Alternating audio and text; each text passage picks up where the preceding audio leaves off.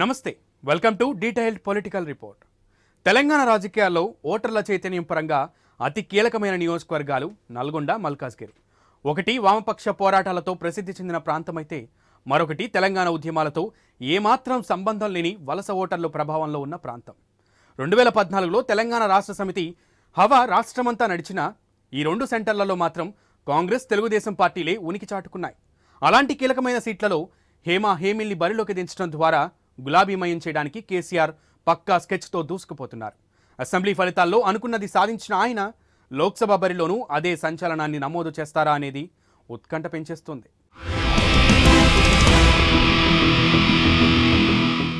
ఓటర్ల పరంగా దేశంలోనే అతిపెద్దదైన మల్కాజ్గిరి లోక్సభ స్థానం అధికార తెలంగాణ రాష్ట్ర సమితి నుంచి ప్రతిపక్ష కాంగ్రెస్ వరకు ప్రతిష్టాత్మకంగా మారింది. తెలంగాణ ఉద్యమంతో ఏమాత్రం సంబంధం లేని సెటిలర్ ఓట్లు తమకే పడతాయన్న ధీమాలో కాంగ్రెస్ ఉంది. అయితే గత అసెంబ్లీ ఎన్నికల్లో మెజారిటీ సీట్లను గెలుచుకున్న టీఆర్ఎస్ సెటిలర్లు కూడా తమ వైపే ఉన్నారని బలంగా నమ్ముతోంది. పట్టణ నియోజకవర్గాలు ఎక్కువగా ఉన్న సెగ్మెంట్ కావడంతో బీజేపీ సైతం మల్కాజ్గిరిపై ఆశలు పెట్టుకుంది. విద్యావంతులు మోదీ పాలనకు ఆకర్షితులవుతారని బలంగా నమ్ముతోంది. ఇలా ప్రతి పార్టీ ప్రతిష్టాత్మకంగానే తీసుకుంటున్న మల్కాజ్గిరి లోక్సభ సెగ్మెంట్పై ఇవాల్టి డిపిఆర్. తెలంగాణ లోక్సభ ఎన్నికల్లో మల్కాజ్గిరి లోక్సభ స్థానానికి ఎంతో ప్రత్యేకత ఉంది. భారతదేశంలో అత్యధిక ఓటర్లున్న లోక్సభ నియోజకవర్గంగా పేరుగాంచింది మల్కాజ్గిరి. డీలిమిటేషన్ తర్వాత 2009లో ఏర్పాటైంది. పట్టణ మధ్యతరగతి ఓటర్లు ఎక్కువ మంది ఉన్న నియోజకవర్గం కూడా ఇదే. మల్కాజ్గిరి నియోజకవర్గంలో విద్యాధికులే ఎక్కువ. దేశం నలుమూలల నుంచి గ్రేటర్ హైదరాబాద్ ప్రాంతంలో స్థిర నివాసం ఏర్పరచుకున్న నియోజకవర్గాలతో మల్కాజ్గిరి పార్లమెంట్ సెగ్మెంట్ అలరారుతోంది. తెలంగాణ సెంటిమెంట్ వాసనలు ఏమాత్రం లేకుండా నాయకత్వాన్ని ఆదరించడంలో ఇక్కడి ఓటర్లు ముందుంటారు. అందుకే టీఆర్ఎస్ పై చేయి సాధించాలని తహతహలాడుతున్న ప్రతి పార్టీ ఇక్కడ గెలుపు విషయంలో ధీమాగా ఉంటున్నాయి.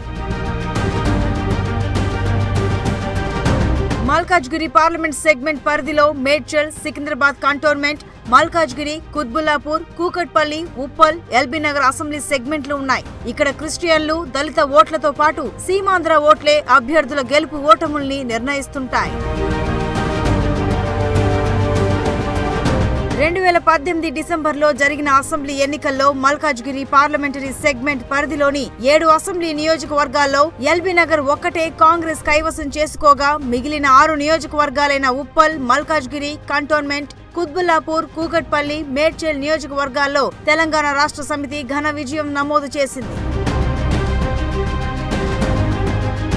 డీలిమిటేషన్ తర్వాత 2009లో జరిగిన మొట్టమొదటి ఎన్నికల్లో రాష్ట్రంలో, కేంద్రంలో అధికారంలో ఉన్న కాంగ్రెస్ పార్టీ మల్కాజ్గిరిని కైవసం చేసుకుంది. ఆ పార్టీ అభ్యర్థి సర్వే సత్యనారాయణ తన సమీప టీడీపీ అభ్యర్థి భీమ్సేన్ పై 93,226 ఓట్ల మెజారిటీతో ఘన విజయం నమోదు చేశారు. మన్మోహన్ సింగ్ ప్రభుత్వంలో సర్వే సత్యనారాయణ సహాయ మంత్రిగా కూడా పనిచేశారు.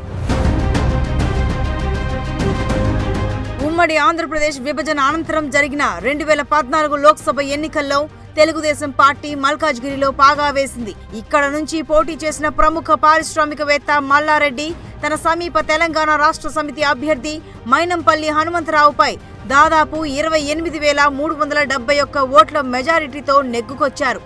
సిట్టింగ్ ఎంపీ సర్వే సత్యనారాయణ 3వ స్థానానికి పరిమితమయ్యారు. కాంగ్రెస్ నుంచి రేవంత్ రెడ్డిని బరిలోకి దింపడంతో టీఆర్ఎస్ బలమైన వ్యక్తినే పోటీలో నిలపాలని నిర్ణయించింది. అంగబలం ఉన్న మంత్రి మల్లారెడ్డి అల్లుడు వైపు మొగ్గు చూపింది. గెలిపించుకునే బాధ్యత తనదేనని మల్లారెడ్డి పార్టీ నాయకత్వానికి హామీ ఇవ్వడంతో రాజశేఖర్ రెడ్డికి టికెట్ ఖరారు చేసింది. ఈ నియోజకవర్గంలోని 7 అసెంబ్లీ స్థానాల్లో తెలంగాణ రాష్ట్ర సమితి 6 స్థానాల్లో విజయం సాధించడంతో ఈ ఎంపీ స్థానం తమదేనంటూ టీఆర్ఎస్ నేతలు ధీమాగా ఉన్నారు. పార్లమెంట్లో ఏ మంత్రిని అడిగినా ఢిల్లీ స్థాయిలో ఉభయ సభలలో మంచి చాణచక్యంతో రావాల్సిన నిధులన్నీ తీసుకొచ్చి మల్కాజ్గిరి పార్లమెంట్ నియోజకవర్గాన్ని మంచి అభివృద్ధి దిశలో తీసుకోవడం జరిగింది. మల్కాజ్గిరి లోక్సభ స్థానం నుంచి కాంగ్రెస్ సీనియర్ నేత ఫైర్ బ్రాండ్ రేవంత్ రెడ్డి బరిలో దిగారు. తెలంగాణ రాష్ట్ర సమితికి గట్టి సవాల్ విసురుతున్నారు. మల్కాజ్గిరి నుంచి రేవంత్ పోటీ చేయడానికి ప్రధాన కారణం ఇక్కడ సెంటిమెంట్ ఓటింగ్ ప్రభావం తక్కువ. దేశంలోనే అతిపెద్ద నియోజకవర్గం. మినీ ఇండియాలో కేసీఆర్ రెచ్చగొట్టే సెంటిమెంట్ పూర్తి స్థాయిలో ప్రభావం చూపదనే ధీమా కాంగ్రెస్ నేతల్లో ఉంది. వివిధ ప్రాంతాల నుంచి వలస వచ్చే ప్రజలు ఎక్కువగా ఉండే కూకట్పల్లి, కుత్బుల్లాపూర్, ఉప్పల్, మేడ్చల్, ఎల్బీ నగర్, సికింద్రాబాద్ కంటోన్మెంట్ అన్ని ప్రాంతాలు మల్కాజ్గిరి నియోజకవర్గ పరిధిలోకి వస్తాయి. దీంతో రేవంత్ ఇక్కడి నుంచి పోటీ చేస్తే సులభంగా విజయం సాధించవచ్చని అంచనా వేస్తున్నారు. అభ్యర్థిత్వం ఖరారైన వెంటనే ఆయన వామపక్షాలు తెలంగాణ జనసమితి నేత కోదండరాం సాయం అందించారు. కొడంగల్ అసెంబ్లీ సెగ్మెంట్లో ఓటమికి మల్కాజ్గిరిలో ప్రతీకారం తీర్చుకునేందుకు తీవ్ర స్థాయిలో ఉద్యమిస్తున్నారు. పోరాటం ద్వారానే ధైర్యాన్ని నింపగలం. ఎప్పుడైతే క్షేత్రస్థాయిలో పోరాటాలు చేస్తామో, ప్రజల మధ్యలో ఉంటామో, పూర్తి స్థాయిలో ప్రజల మధ్యలో సమయాన్ని కేటాయించి ప్రజలలో మమేకం అవుకుంటూ తిరుగుతాం. కాబట్టి దాని ప్రకారమే ప్రజలలో ఒక నమ్మకాన్ని, విశ్వాసాన్ని కల్పిస్తాం. ప్రజలు కాకుండా ముఖ్యంగా నాయకులను, కార్యకర్తలను సమన్వయం చేసుకొని జరుగుతున్న పరిణామాలు వాళ్ళకి వివరించి వాళ్ళందరినీ కూడా కూడగట్టుకొని ముందుకెళ్తాం. సార్, ఇప్పటికే మీరు మల్కాజ్గిరిలో ప్రచారం మొదలుపెట్టారు. ప్రజల నుంచి ఎట్లాంటి స్పందన వస్తుంది? ప్రజలు ఖచ్చితంగా మా సమస్యలను ప్రస్తావించే అభ్యర్థినే కాంగ్రెస్ పార్టీ నిలబెట్టింది. ఇక్కడ ఓటేయడం ద్వారా తెలంగాణలో పార్టీ ఫిరాయింపుల ద్వారా ప్రతిపక్షం లేకుండా ఒక రాచరికపు పాలనకు పునాదులు వేస్తున్నాడు కేసీఆర్. దీన్ని నిలువరించాలంటే ఇప్పుడు ఇక్కడ గెలిపించాల్సిన అవసరం ఉంది. ప్రజా సమస్యలను చట్టసభలలో లేవనెత్తే గొంతుకను గెలిపించాలన్న ఆలోచన ప్రజలలో కనిపిస్తుంది. మల్కాజ్గిరిలో ఉన్న సానుకూలత దృష్ట్యా ఈ సెగ్మెంట్ పై కాంగ్రెస్, టీఆర్ఎస్లతో పాటు బీజేపీ సైతం ఆశలు పెంచుకుంటోంది. ఉద్యోగులు ఎక్కువగా ఉన్న నియోజకవర్గం కావడంతో కేంద్రంలో అధికారంలో ఉన్న పార్టీకి మొగ్గు చూపుతారనే ఆశాభావంతో ఉంది. బీజేపీ ఎమ్మెల్సీ, నగర పార్టీ అధ్యక్షుడు రామచంద్రరావుకు టికెట్ ఖరారు చేసింది. తెలంగాణలోనూ అభ్యర్థుల్ని బరిలోకి దింపిన జనసేన మల్కాజ్గిరి లోక్సభ స్థానంలో జనసేన అభ్యర్థిగా ఆ పార్టీ వ్యవస్థాపక ఉపాధ్యక్షుడు బొంగునూరి మహేందర్ రెడ్డిని నిలబెట్టింది. ఎంతో ప్రత్యేకత ఉన్న ఈ నియోజకవర్గంలో తీరని సమస్యలు సైతం అనేకం ఉన్నాయి.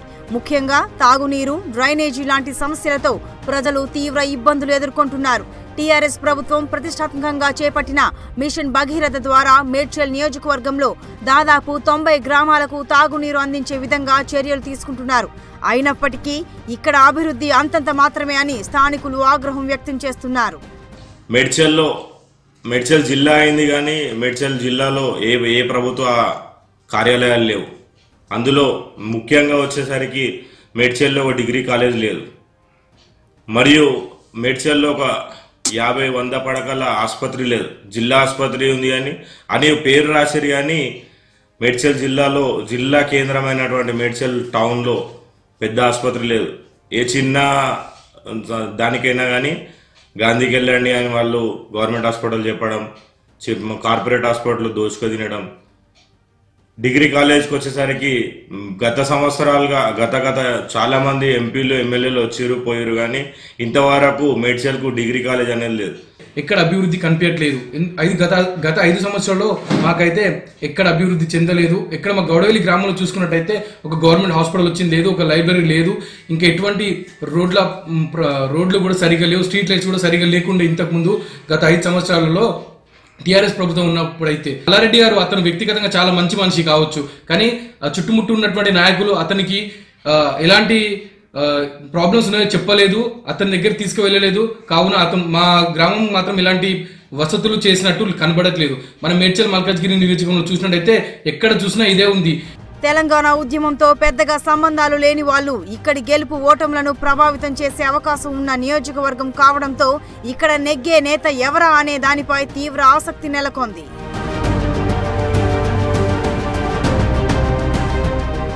ఉద్దండుల్ని పార్లమెంట్ గడప తొక్కించిన నల్గొండ కాంగ్రెస్ కంచుకోటగానే కొనసాగుతుందా, గులాబీమయం కానుందా? వివరాలు చిన్న బ్రేక్ తర్వాత చూద్దాం.